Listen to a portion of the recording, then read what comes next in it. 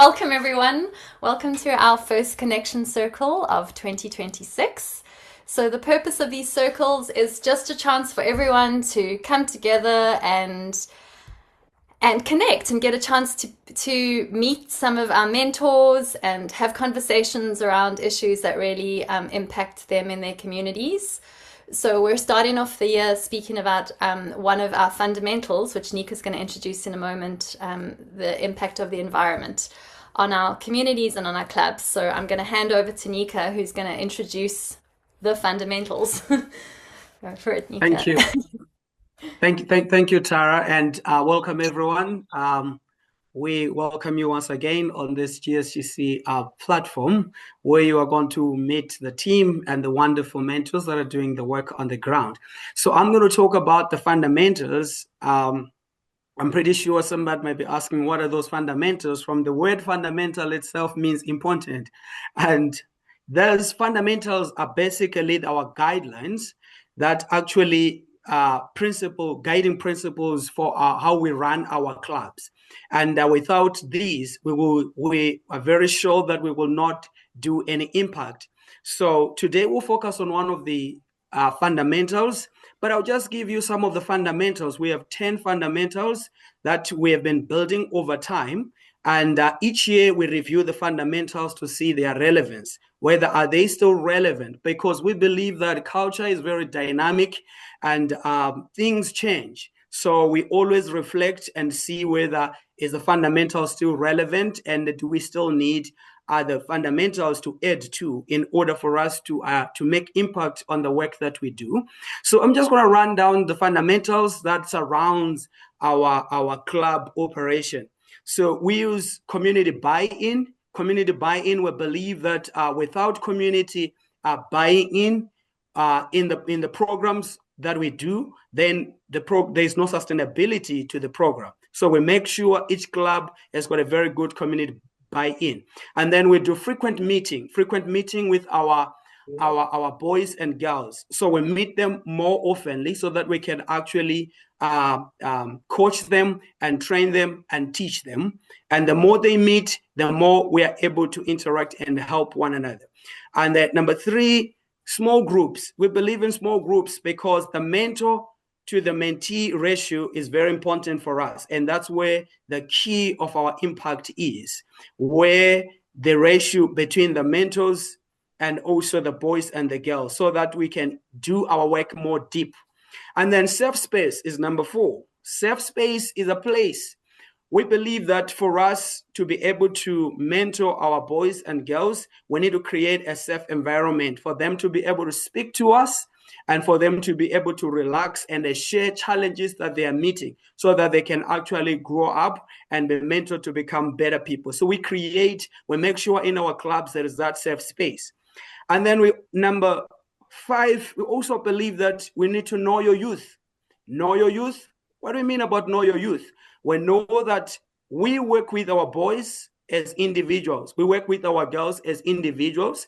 So we don't put them in a group, and this is why it relates to small groups. So we need to know our youth. We work with every individual as an individual, not with a club as a group, but as individuals. So that's why we say you need to know your youth as a mentor.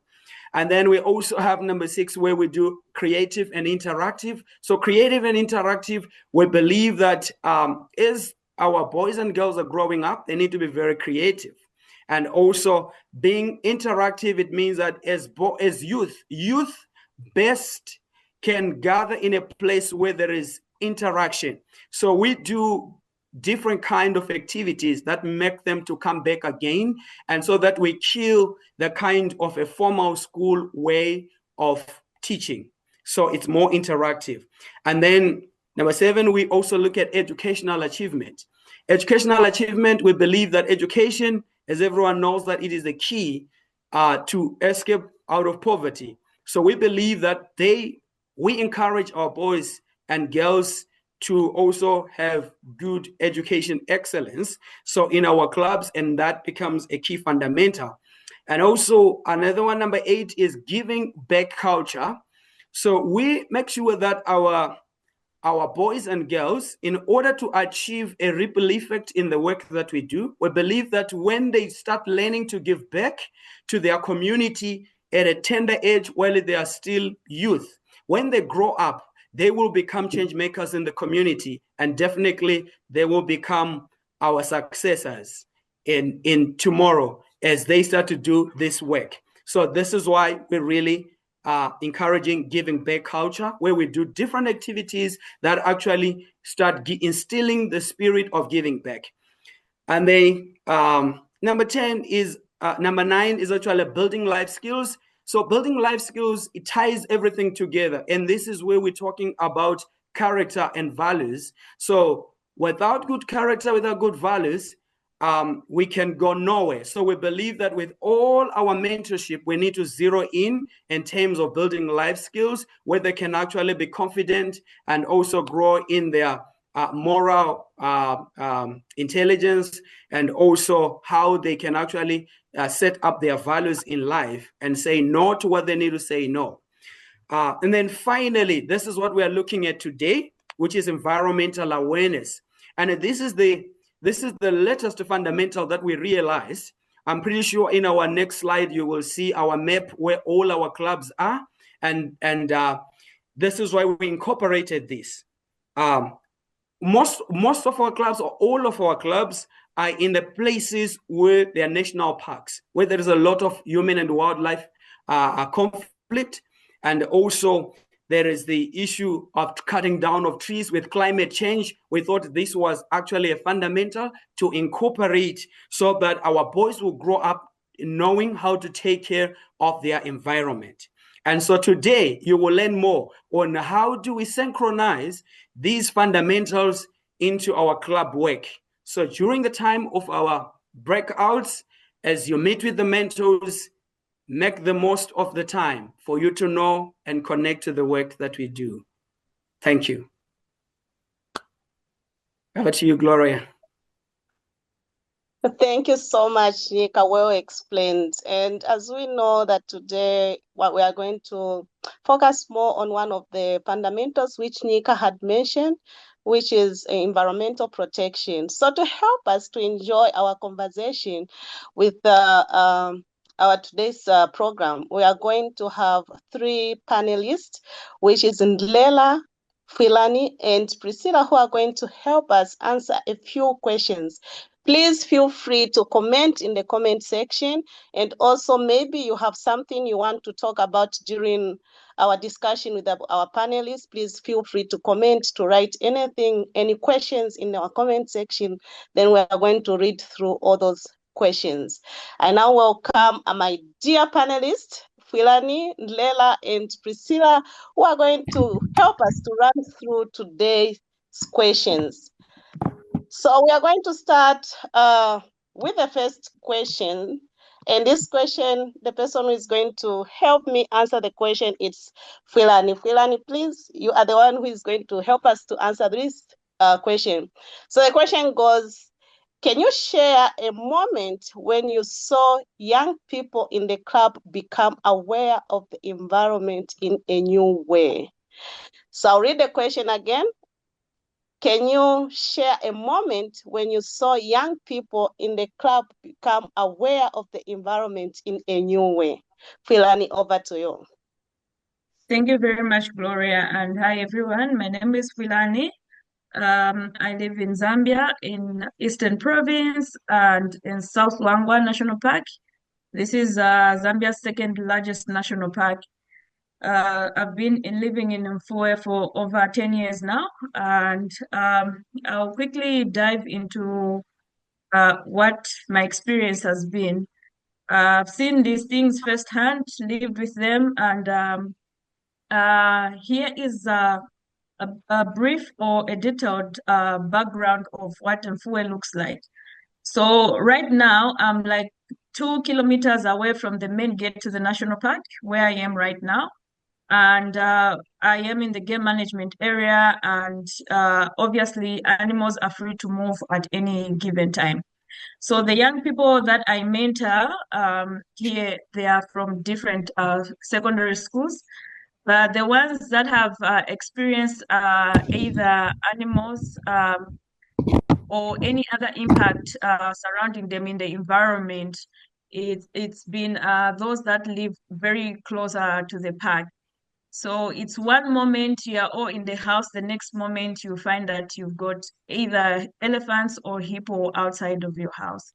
So some of these recent encounters that we've had in this community, we've seen young people obviously getting scared with them not having correct information, for example, to get involved in what it takes to take care of the environment. But with the clubs available at the moment, we invite guest speakers that come and talk about what it takes to keep the environment that we are living in safe for both animals and human beings as well. So this is something that I would say has not been culturally embraced. But with the coming in of a club, we find that the difference that has come is that young people are well informed, such that when you are doing different levels of campaigns, they are always in the forefront to take part because they want to care for their environment for sustainability, not just for the benefit of the present, but for the benefit of the future. And obviously, they want to keep the legacy because this is something that they've lived into, and it's something that they are experiencing, and it's something that will come even in more years to come. So we have different mindsets now at the moment because the young people are embracing the fact that the positive information that they've gained within the spaces where we always share this information, it has gone a long way, and now they are also passing on the information to the other adults who did not have the opportunity to be part of such environments like safe spaces that we provide in this community. Yeah.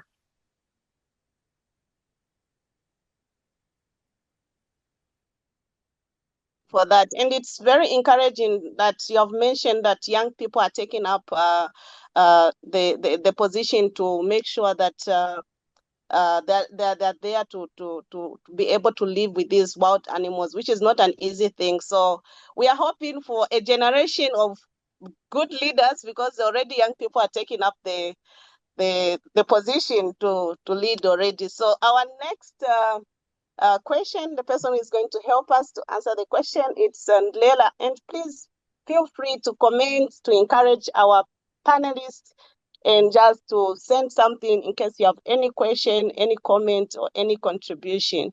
So Ndlela is the one who is going to help us to answer this question. What role do you think young people can play in protecting the environment in these communities? What role do you think young people can play in protecting the environment in these communities? Ndlela, over to you. Thanks so much for that. So my name is Ndlela. I stay in Hwange, near Hwange National Park, Zimbabwe's largest national park. So I'm really grateful to be here, sharing with you the experiences that we have. Before maybe I go to my question, I'll first say one thing that I've seen, one thing that I've appreciated seeing young people changing their mindset when it comes to the environment and wildlife. There are those small things that you can see in young people. There was this day when I was with these 3 young boys that we mentor in our club. So as we were moving in the forest, we were looking for some kind of trees, and there was this small squirrel in a tree. And one of the boys picked up a stone and wanted to hit the squirrel. And the other guy said, like, why do you want to hit that squirrel? What did it do? So, those simple things shows a really mindset change that we have cultivated as the clubs that see young boys and girls appreciating wildlife. Because growing up as young people around wildlife, you are a man if you can like kill those small animals or use your catapult to hit up birds. So there's a lot that is happening with the clubs and trying to change their mindset into understanding the importance of the environment and the importance of conservation. So yeah, going to my question, I believe that young people have a big role to play and have a big responsibility when it comes to the environment. Like coming from Wange National Park, being around wildlife, you know, when we talk of the environment, it's not something that's a theory for us, but it's a livelihood, because when the environment is happy, when the environment thrives, also communities thrive, because most of our communities, they rely on the environment for job opportunities, for everything is around wildlife. So for me, I think these young people that we are mentoring have a big role. For instance, like some time back, we're doing a cleanup campaign in our community. And as we're cleaning our community, so one guy passed as the girl were picking up papers and plastics. And he said to the girls, do you think you can clean up this community? Do you think you can make all this community clean and safe from plastic and everything? And I was so disappointed, thinking that these girls will be like demotivated because of what that man said. But when the man was out of sight, one of the girls said to other girls, no, it's not about picking up plastic, but it's about showing our community that this throwing of plastic is something that we do not want. It's something that harms the community. For me, that was mind opening, because seeing these young girls and boys being educators in their communities, telling, not just telling them, but doing it through action, that's something that's really special for me. So I'm seeing these young boys and girls as educators in their communities, educating their peers, educating their families. So that's number one role that our young people can play in protecting our environment. And secondly, I'll say that one thing that I have realized is that the environment or wildlife doesn't really benefit local people. So these young people have a big role to play. What can they do? We are helping them in our clubs to start small businesses that are eco-friendly, that can see them getting something out of the environment. By so doing, we know that they will protect the environment. So these young boys and these young girls have a big responsibility to really take up. They are smart, they are intelligent, they are creative. So this is the time for them to use their creativity, to use their energy, to use their talents, to really come up with entrepreneurship businesses that can help even other people in our communities to value and protect our environments. Yeah, for now, thanks, Gloria. Thank you so much, Ndlela. It's so encouraging. You know, what's encouraging about what you have said is you are a mentor and you're passing on the information to the mentee, and the mentee is passing on the information to the community, which is a very good change. And to just see a young girl who is so responsible at a tender age, it's so encouraging. And Pilani, I need to have you back and just respond to this question. So how are environmental changes affecting your community at this moment? So are there any environmental changes that are affecting the communities right now, more especially your community right now?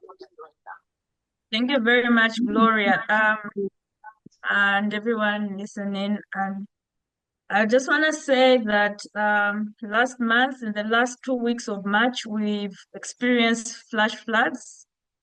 And this is something that has displaced most families in this area. We are people who are zoned into chiefdoms. We are governed mainly by traditional land. So we are in 6 chiefdoms, and then 3 of the chiefdoms have been affected badly with the flash floods. So from the Mfura perspective, I would say that we've been affected by the flash floods, and this is something that has displaced most families and are being housed in schools at the moment because people have lost their crops, people have lost their houses, people have just lost a lot of things, their livestock, and mentioned them. So we are seeing young people in this environment who have been disrupted not to go to school because their school is flooded and they've missed out like the last 5 weeks of school because the school is hosting people from different areas of a community just for safety. There are some others who've continued to stay in the areas that have got the floods because of the trauma experiences that they've had and not wanting to move out of that area, hoping to save their crops or hoping to save their livestock. But we continue to give support as a project, supporting the community emotionally as well as supporting the community with foodstuffs and other things that can help them just to supply their daily needs. Again, seeing this situation, it's something that is been so devastating. It has shifted our timelines. Right now, today we hosted a very big long-term planning meeting. The disadvantage is that you don't know which areas affect the flash floods, because what happens is that this year it will be in another chiefdom and the other year it will be another chiefdom. So it's very hard for people to even plan because we don't know where the disaster is going to affect so much.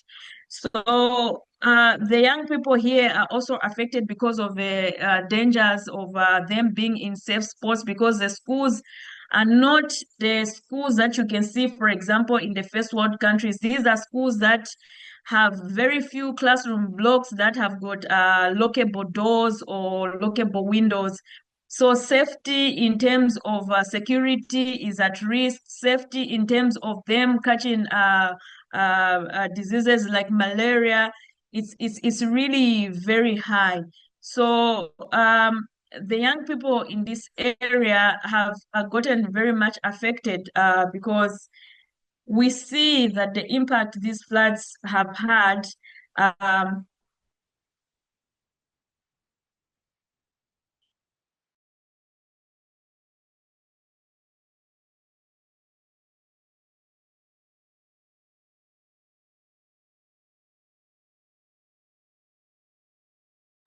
I think we have lost Filani there, but she was basically talking about the floods that are affecting the area where she is, and one of the things that she mentioned was communities being affected, communities moving in to be in classes so that they can have accommodation, and people being affected, getting malaria and everything. So Filani, if you are going to be back, definitely would want to hear more about how the communities are affected. And now we are going to move to the next question. And the one who's going to help us to answer this question is Priscilla. Priscilla, your question is, what gives you hope when you think about young people and the future of the environment? So what gives you hope when you think about a young people and the future of the environment? Well, that's easy to answer because it's the change makers, it's our mentors. I am so passionate and so proud of this work, and we don't talk about it much. You know, we just talk about empowering youth, but there's so much to this. As one of our recently deceased, but also important mentors who was a safari guide said, how can we ever be expected to care about the wilderness and the wildlife unless our own lives matter? And what the mentors do is help make sure they know their lives matter. You can only work in conservation if that is in place and we start opening up opportunities and breaking out of that cycle of deep poverty. But I have so much to say on this. I'm going to bring up a few more things, but I would love to have any questions. I come from the youth upliftment side. I come from conservation and safari, which some of us on this call have experienced. What you don't see is everything behind the curtains. And these guys really are on the front lines in what is a battle. And I look forward to us talking about this as we go forward more. But a couple of things I wanted to bring up in context. Well, one is there are many conservation organizations out there. For years, it's been top down, things were prescribed from the outside. But nowadays, what almost all their websites are saying, the only way real change will come if it comes from the communities. And yet very few people invest there. And that's why I'm so proud of the work we do and our donors who support this, because it's actually quite rare. And yet, and then, by investing in the youth, they're the ones who can get this. Us oldies are set in our old ways. This has to come up through the youth. And so we can see it, story after story now is coming out of this. A couple things that I want to put in context. This is about livelihoods, and it's also about protection of nature, and it's about dealing with the issues of climate change that are very real for these guys. Since I was a teenager, and I hope I'm not so old, on the continent, we've lost 60% of the elephant and 50% of the lion. That's a very short time. So this is really, really key that we all come together on this, and they truly are the front lines, and they're doing what all these organizations are talking about. So I'm really proud of that. I also wanted to show a few photos that can give some context. This, right here for me, I'm just so proud of what's happening as we bring kids together with travelers, and our travelers and donors have helped open up a world for these kids. These kids aren't allowed beyond the invisible fence. They don't get to go on a safari drive. They don't get to go to these lodges that we so enjoy and as travelers. And here's Layla taking a group of kids, some of their influencers in the club. We got permission to go to a safari camp. I think we've got Ivy on the call, who manages a safari camp. And it was mind-blowing. And Layla can speak to that, of its impact. Their course of behavior, their course of direction of careers, things really opened up, but you need to hear it from him yourself. But thank you. Thank you for supporting this. These are photos that I've taken. They aren't from a library of photos. They're real. They are in these areas where we work. That next one was great. This is in Livingston, where we have a number of clubs. You can see the same thing in Victoria Falls, or where any of our clubs are. Patrick, one of our mentors in the Lower Zambezi, sent me a picture yesterday with the elephants just 5 feet from his house. Mentor Fulani was, when she started, she was in a little 2-room house with a thatch roof. And one of her first nights, the elephant, reaching for fruit, tore off her roof. And she was exposed. I mean, we are really on the front lines. So this also is in Livingston, and I'm so proud of our groups. Procedure and her group and Rachel, and they really are tuning now into the issue of waste. We don't have the systems that are in the United States or Europe. What happens with waste, it gets picked up, goes in a dump, and it's there and consumed by wildlife. when an elephant takes in plastic, I think, Jenny, you can see the one of the elephant dung and the plastic wrapped in, that shortens its life, and it makes an elephant quite angry or disruptive. You know, we lose lives in these areas. And so the picking, literally, like a couple weeks ago, 2 people were killed in Vic Falls, and they're seeing this direct tie that the wildlife is getting more anxious and changing their behavior as we press in on these areas. So there's that. And then I wanted to show one more, Jenny, the one with the safari vehicle and the women with the wood. If that comes up, it's, you know, we're all coming from this from different angles, and I really appreciate the holistic approach of the Giving Circle.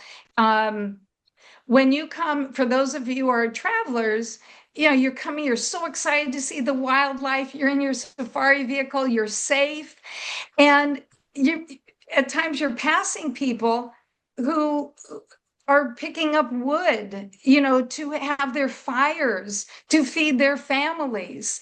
And they are there next to the buffalo, risking their lives on this. And we don't want to have that happen. You know, we don't want to be poaching the wood, but if you're forced, if you have no other way to feed your family, cook the food, that's what happens. And that's why the youth now are just the way to go. So I would love for any questions, but send them to and Layla and Fulani or anybody on this call, because that's where we'll have a great engagement. I just want it to be clear, this is real.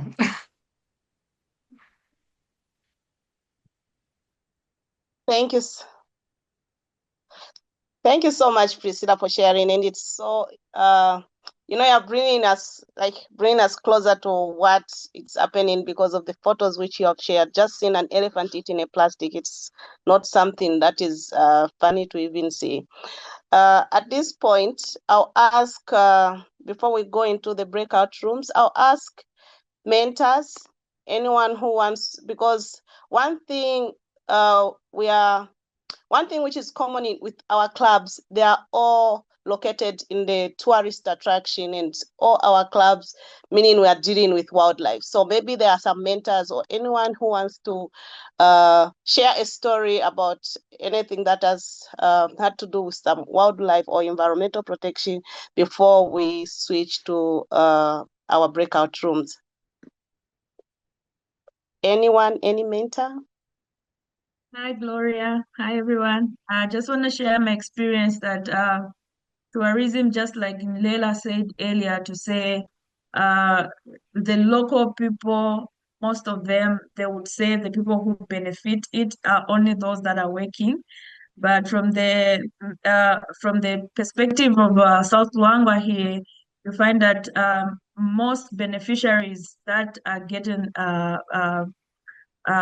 tourism benefits, it's not just a small fraction of the community, but it's a bigger fraction. But the embrace of it for some of the people to point a finger to say this is what they have benefited, it's quite hard because of the level of sensitization that is available. So some people who've never been in the park before, they will not appreciate an elephant passing through their yard. They will always stone it because this is the information that they've always had. But the moment when you take them into the park, they will have a different story when they come back. On Sunday, I had the privilege to go into the national park, and our tour guide was just telling us about birds. When he mentioned about big birds of prey like the owls and the eagle. So he was saying that the reason why you always see an owl on a tree that has got no branches, it makes them easy to land.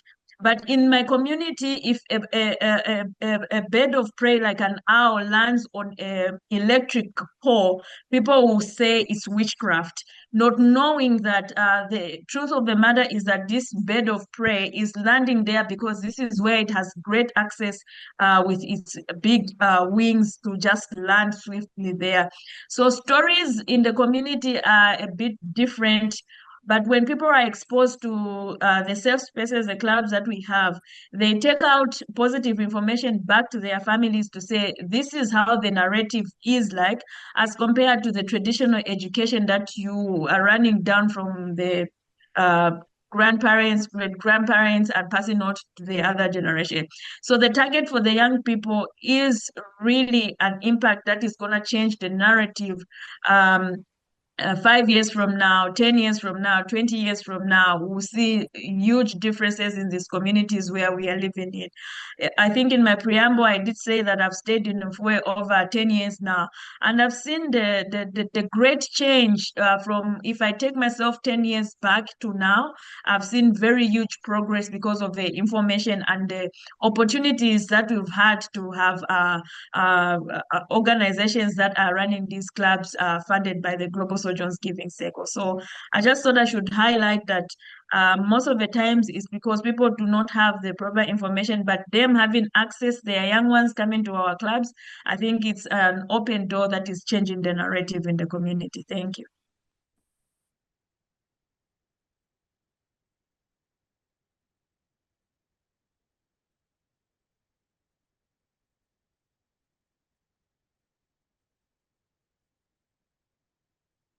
Sorry, and Leila, did you want to share? Because you had your hand up, that's why we spotlighted you. Okay, thanks so much, Tara. I really wanted to bring up something. When Priscilla showed one of the pictures, when we went on a safari or on a game drive and visited one of the lodges, the power of exposure, the power of exposing our young kids or our youth to the opportunities that comes with tourism and conservation. So there's one of the girls that we went to on that particular day on a game drive and visited Somalisa. And when we were having a tour of the space, the girl was really inspired, and she said, I also want to be a chef because she saw one of the female chefs. And the narrative is females don't make good chefs, and most of the tourism operators, they don't hire female chefs. But this girl was really determined when she saw that chef who was a female, and she said, I also want to be a chef. So as we are speaking right now, the girl through the Somalisa Foundation, I'm sure when she's here, she'll talk about that. They give those opportunities to girls. So one of those girls, she's now doing her own job training of becoming a chef, of which that's one of the roles of what we are doing with our clubs, empowering these young people to be leaders. So when she comes back and other young girls in the community sees her as a chef, they are inspired. So that's again another role that these young boys and girls are getting. So thank you for that. Thank you. Sorry, I'm just stepping in because Gloria's back. Sorry, I noticed that Linda raised her hand as well. So I think Linda also wanted to share with us. Sorry, thanks, Gloria. Okay. Thank you, Tara.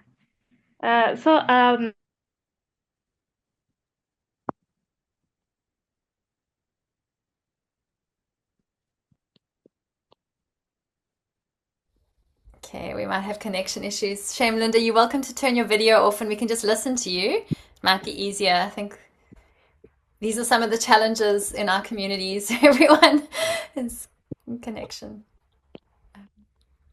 Linda, are you still there? Okay, would anyone else like to share one of the mentors? Sorry, while we wait for Gloria and Linda to come back on. Gloria, hand it over to you.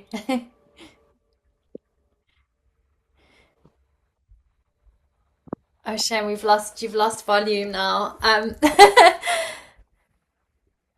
Okay, everyone. So next on our program, we were going to have a chance to go into breakout rooms. So maybe what we'll do is we'll go into the breakout rooms while the connection issues have been sorted out.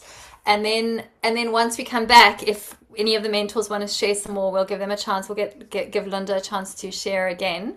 But there's some questions for each other in the breakout rooms. But it's also happy to just have a dialogue with the mentors, ask them any questions about their communities.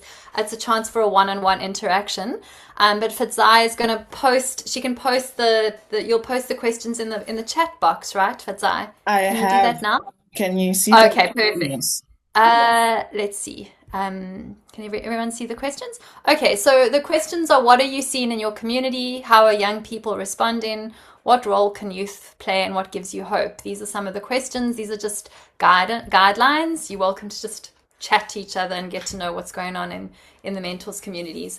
So I think we're now gonna admit everyone else and Fadzai is gonna put us into breakaway rooms, and we're gonna be gone for 15 minutes. So we'll get 15 minutes to chat in breakout rooms, and then we'll come back and we can share. Okay, thanks everyone. Hi, Priscilla. I don't know who else is on. I just want to say there was a wonderful public, I don't know if it was a geographic program about an elephant sanctuary in northern Kenya, where they're taking all the orphan elephants and raising them and then rewilding them. But they are working so closely with, I think it was Maasai, I'm not quite sure what tribal group, but working with the local populations and getting their okay and their understanding. Now, these elephants have been hand raised by humans, so they respond differently to humans when they're in the wild, but the community has the same needs and the same concerns about the elephants coming and taking out their crops. But while they're being nurtured,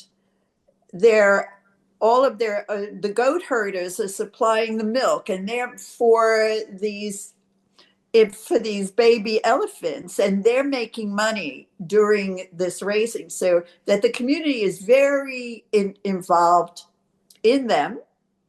And the elephants in ways are supporting what the community is about too. But it's getting the understanding, and the community has to approve to allow for the rewilding of elephants back into their communities. So for them to understand, and for all communities to get, because there is no division between the people and the wildlife now. There used to be a lot of space for everybody, but too many people, too little wildlife, and everybody is encroaching. So it's getting the people to understand what the needs are and how to respond, but making it economically viable for the community to prosper with these animals too.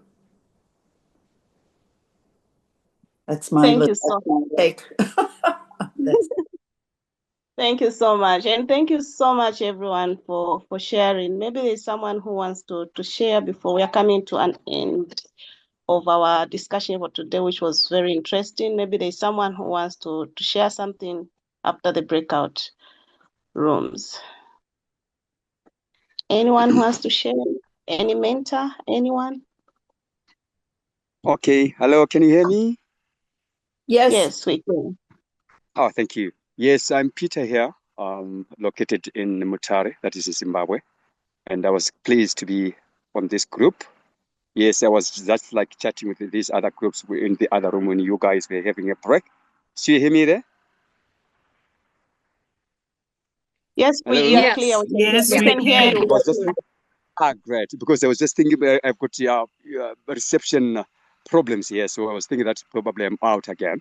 But I was saying I'm very pleased to be part and parcel of this encounter and participating in this group. I'm one of the mentors here in the Mutare. We have learned a lot from you guys, what you are saying, starting from the guy from Nika up to you now. Oh, that is absolutely fantastic, the job you are doing. And the introduction by a plumber to this group was also outstanding. That is great. Thank you. I'm going to learn a lot from you guys, but I'm located here in the Eastern Highlands. That is Zimbabwe, and my brother is down there in Wanke. Yes, I heard him what you're saying, which is quite fantastic, and he's doing a very good job, you guys. That is great. And myself are based in Mtare, which is much more, it's in the Eastern Highlands, quite cold. Yes, it's been raining, and it's one of the key biodiversity area of Zimbabwe with unique flora and fauna, which needs to be conserved each and every time for the benefit of the next generation. And this is what I was involved into as well. Myself, it was through BEDF Zimbabwe in 2000. From 2000 up to 2001, it stopped, and then went on to resume the programs as well into schools. In 2008, through the Hildebrands, who is a local white farmer down here. And I was working with 19 schools together. And the reason why it was centered here in Mutare, it is just because of this key biodiversity area, which holds the unique flora and fauna which needs to be conserved for the future generation. Hence, I was taking the kids into the forest up there in the Vumba. I think you guys know much about the Vumba. If you can Google up, if those guys are away, you can see how beautiful it is. It's much more of a high rainfall area with all those unique species. So I used to take the kids up there and teach them how to conserve, the reason why they should conserve it, and the reason why they should not cut down trees, the reason why they should grow trees, all sorts of things. It was perfect. So the program was up to 2008, up to 2019. It stopped again due to COVID, and I was just working with 4,000 up to 6,000 kids who are participating. So we stopped due to COVID. It wasn't resumed again up to now. And because we were just like, we working with schools, it was just like we were given the permission to do that by Peter, you're cutting out now, but I just want to say I've known Peter for some time. But Peter, you're cutting out. And what is so cool about Peter is that he does this almost all volunteer. And so the Giving Circle also wants to share what has been or lessons learned with others to incorporate in that work and to network with others who have that initiative, because he's really doing it out of passion. Thank you so much, Priscilla. And Peter, thank you so much. We have lost you. I think it's network. But thank you so much for sharing. Is there one more person who wants to say something before we close?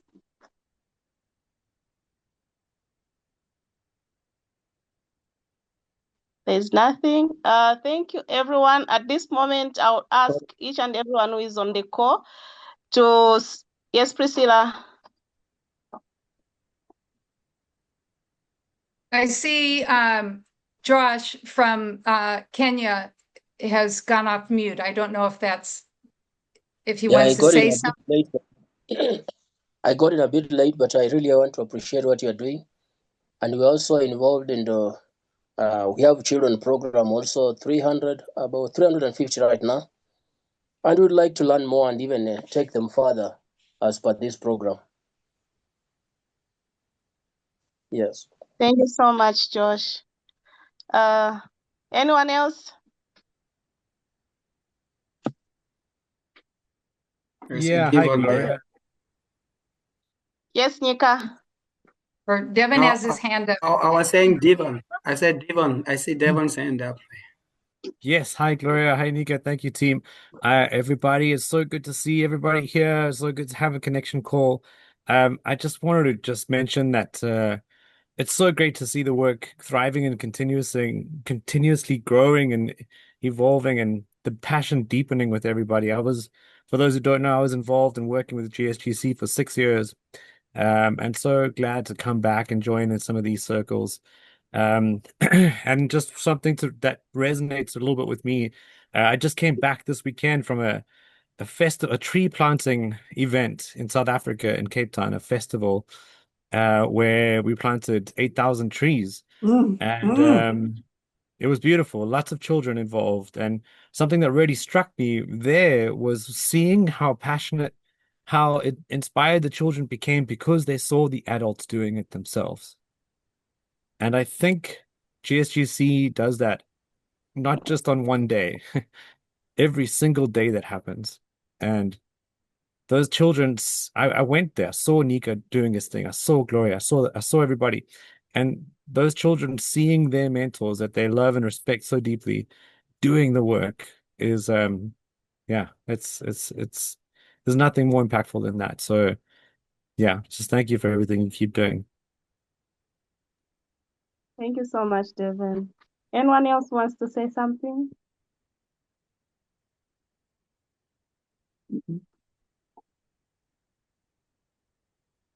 There's no one. At this point, I'll ask everyone to just send an emoji of how you're feeling. Just send us an emoji of how you're feeling. We want to see how you're feeling. Everyone is requested to send an emoji of how you are feeling, please. So thank you so much, everyone. Thank you so much for being part of this network. Thank you to everyone who joined in the call. And without our partners, without everyone who joined in the call, our work wasn't going to be possible. Environmental protection starts with us. Environmental awareness starts with us. I think there's a reason why each and every club it's located where there is where there's a tourist attraction. So environmental protection starts with us, the responsibility starts with us, and we are passing on the information to our club members, and our club members are passing on the information to the communities where we come from. So it has been a great time to just learn and hear from different people. I can see different emojis here. It's a sign that people enjoyed our call. So thank you so much, everyone, for joining us. Everyone to unmute and just say, give us a smile when you are saying your bye-byes.